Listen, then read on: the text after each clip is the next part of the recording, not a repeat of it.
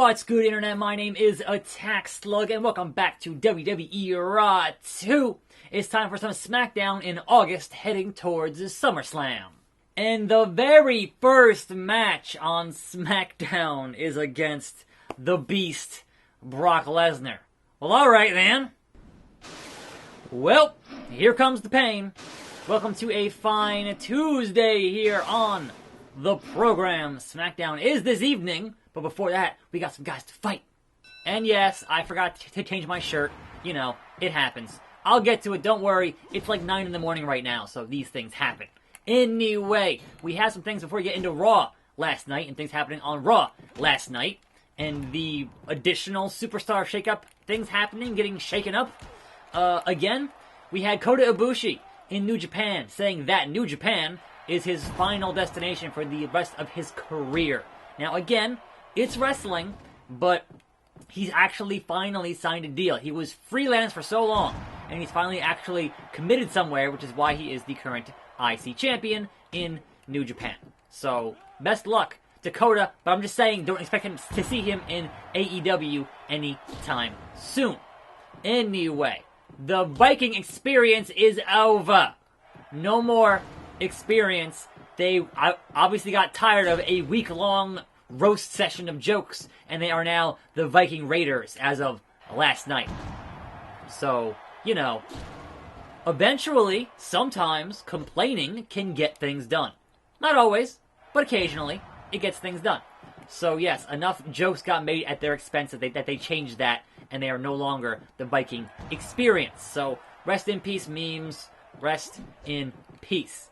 Anyway, in addition, Bobby Roode is no longer Bobby Roode. He is now Robert Roode, and he has a mustache. And, you know, that's a whole thing happening now on Raw. Two count. Even with multiple tombstones, a 2 count.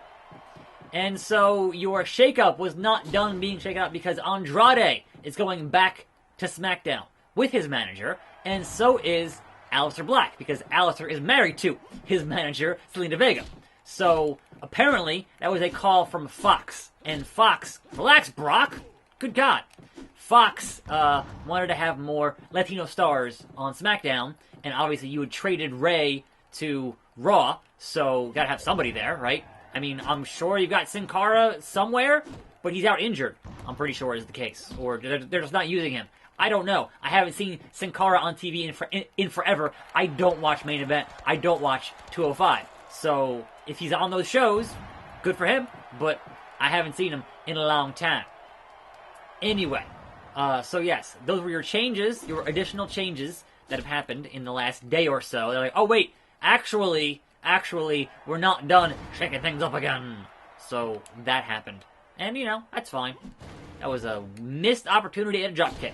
Good God Almighty, fighting the Beast, and not doing that great, to be honest. Oh, not gonna hit that. Gonna get back body dropped. And honestly, Brock here is doing pretty well for Brock. Interference! Who's it gonna beat? The dead man is not done with your boy, and he is here to either fight me or Brock, but yeah, he wants to fight. Wait, what? That was a really weird run-in. And here comes Rhino, who still has an issue with the attackslug. Still. Oh! Suplex City! He still has an issue. Hey, Rhino. Yeah, deal with Brock, I guess? Because we have another interference here. It's John Cena! And everybody wants to fight Brock. No one wants to fight me. And the referee's not going to call this disqualification because they never do. So, you guys want to hit your finisher on Brock and let me pin Brock. That'd be great. I would love that. I'm not going to complain there. But this is a total cluster, as it was 3 bits of interference. And there is the powerbomb from Rhino. Brock's color is... I can't tell because it's replay. What is the right color here for Brock? I can't tell. Red. Alright, so just making sure I'm facing the right individual, as these guys are just whipping on Brock for reasons. Hit that attitude adjustment John Cena, if you will. Or just don't. Or just don't. I'm going to pin him now because whatever. What a cluster of a match. Just absolute cluster. And Brock The next big thing still kicks out. Stop hitting the left trigger, me. I'm hitting the wrong button, and it's just not... There we go, Brock. Gotta face. There it is. Super kick party to Brock Lesnar. Pin the man. A 2. A 3. Oh, Brock still. He's fighting the good fight here, folks. He is fighting the good fight. But attackslug going to keep on hitting them pinfalls. Because he should have taken enough damage to get them pinfalls. And no. Brock proving why he is the Conqueror. Another suplex.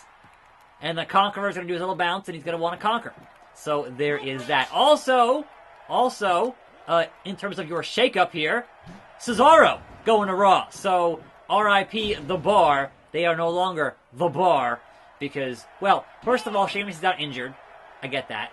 But the whole reason to keep Sheamus' career going with his spinal stenosis was to have him in a tag team.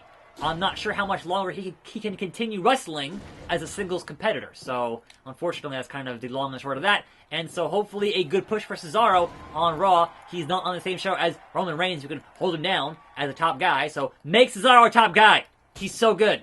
He's been so good for so long. Seriously. Anyway, there was that.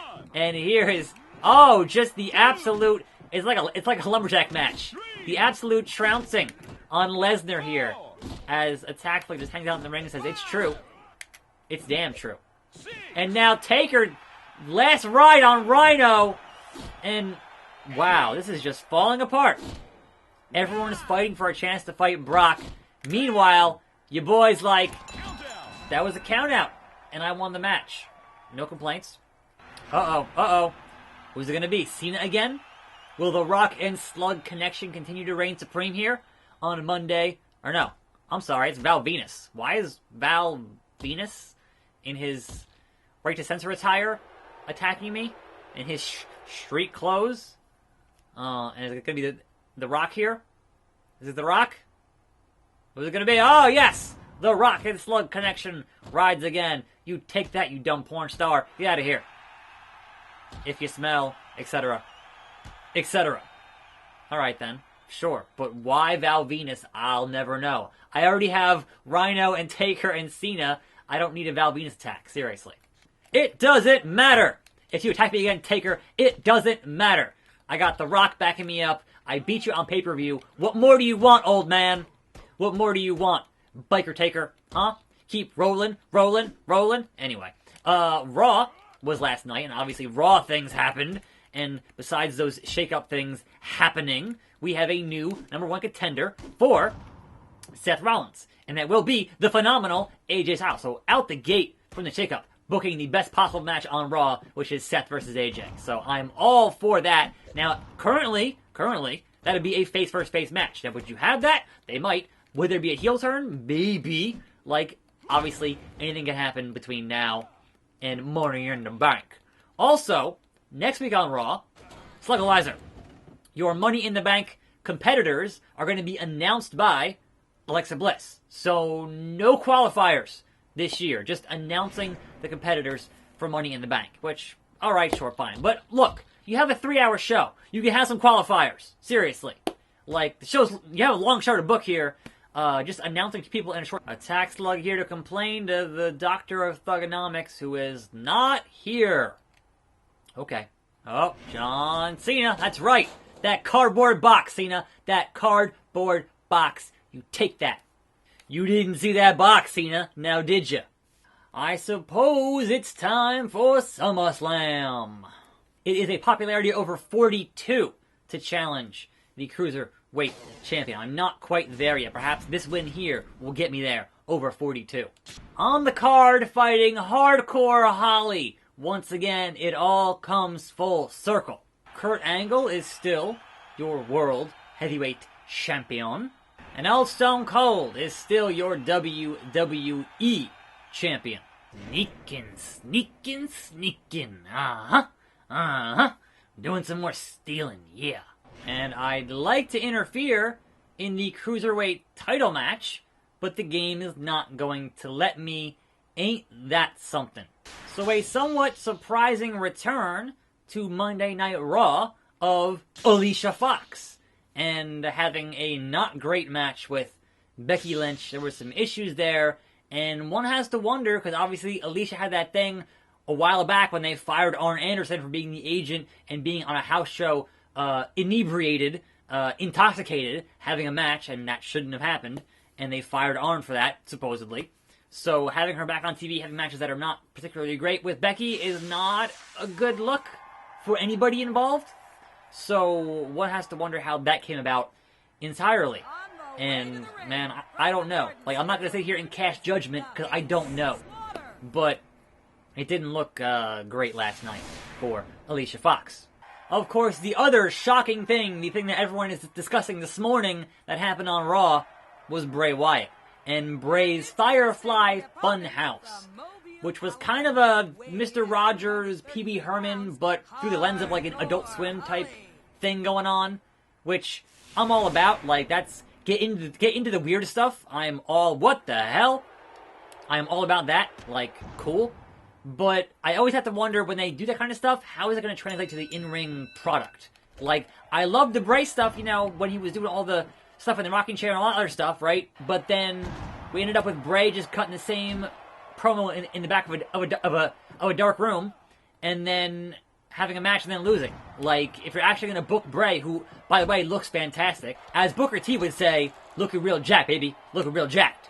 He's looking real good. And that's cool. Like, certainly in the best shape of his career, right? But how is this new gimmick going to translate to the in-ring product is the question that everyone's kind of asking. And also, how does it progress and where does it go? But obviously, I'm sitting here talking about it, so it did its job, which is get folks talking about it. It's definitely not a Funkasaurus type situation, which was a whole different swerve. But yeah, I'm just curious to see how it's going to go, who his first feud's going to be. Are there going to be any special guests on this Funhouse? Like, how do you do that week to week and have it continue to be entertaining or, you know, tell a functional story is the question. Certainly some sinister undertones in that thing with the hurt and heal gloves and that stuff. And Mercy the Buzzard, which is a reference to Waylon Mercy from back in the day. That's pretty cool. But, yeah, I don't know. Like, I'm not going to sit here and be like, oh, it's the worst thing ever, or it's the best thing ever, because obviously we've seen, like, a whole one thing of it, you know? So, side effect.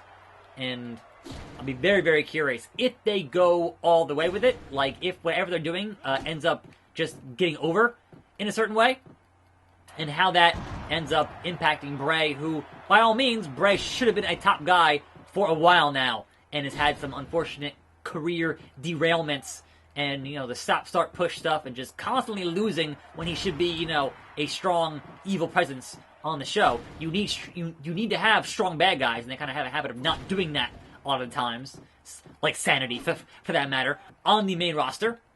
Powerbomb for Bob Holly. All right, Bob, I see you. If I can get through this match without having, like, 18 different run-ins, I'll be good here. I'll be good. Anyway, so that was kind of Raw. You know, we have a new contender for Seth. We're going to announce our Money in the Bank people next week on Raw.